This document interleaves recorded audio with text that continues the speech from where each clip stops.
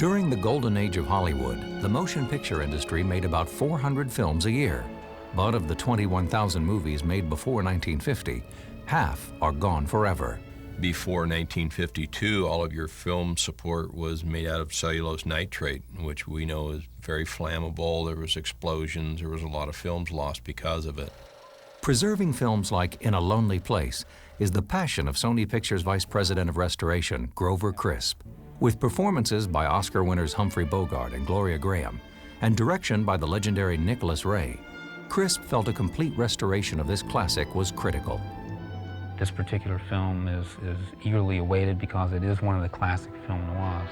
It has wonderful black and white photography by Burnett Guffey.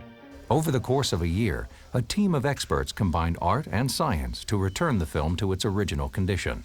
When we pulled the original negative for this film out from the Library of Congress, which is where we store all of our nitrate-based film materials, it was torn in a number of areas. We pulled together every piece of film or a soundtrack that we can find. That means going beyond our library and other sources, archives around the world. Of course, you want to see what you have, what condition it's in, and then develop your game plan for improving it. Executing the plan began at Cinetech, a state-of-the-art film lab with the special expertise a black and white negative requires. In a Lonely Place is a marriage of three types of technology, optical printing, contact continuous printing, and digital. And then marrying those all together is a job. It goes into our prep department, and they go through it, and they physically inspect it and take care of all torn perforations, opening splices. After that, then it goes into a timing department where they then establish new exposures. Then it goes into a bath, a liquid gate printer, to hide all the scratches and other defects, and then you have a new print or a new fine-grain master. In this case, we found that the fine-grain master and the dupes had the tears printed in, so we decided to go ahead and to restore these sections digitally. Essentially, the idea is not to do anything to it other than remove the damaged areas. In essence, paint over the damaged area with material from the clean frame. And then this will be recorded back out directly to a new negative. You shouldn't have done it, honey. While work on the picture was in progress, the engineers at Chase Productions undertook the time-consuming process of bringing the soundtrack up to modern standards. When we are restoring a track, we are simply trying to remove the inherent problems and anomalies that have entered into the track over time through wear and tear, bad technical transfers, things that were not part of the original work. In those days, it was actually editing with razor blades and splicing tape, and it created anomalies that really are not audible then because the playback systems couldn't resolve the frequencies that we can hear, that our playback systems can now. We decrackle it, and then we go back and manually go in, and if there's any ticks or dropouts, things that it didn't get, we'll go and fix those by hand.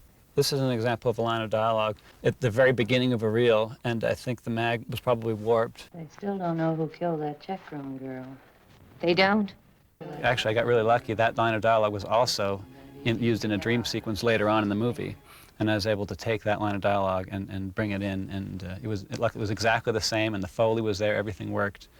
They still don't know who killed that checkroom girl. They don't?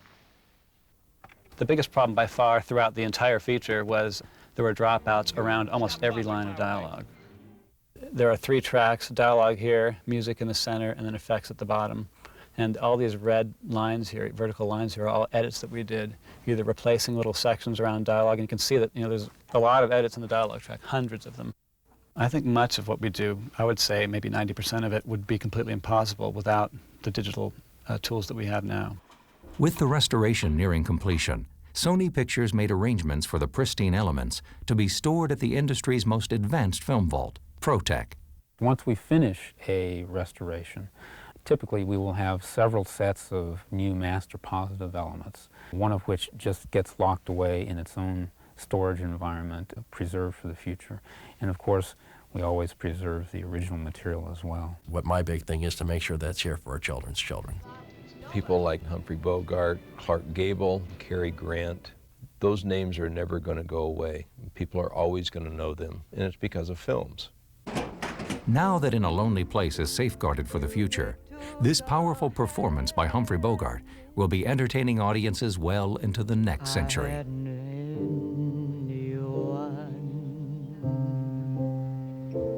Till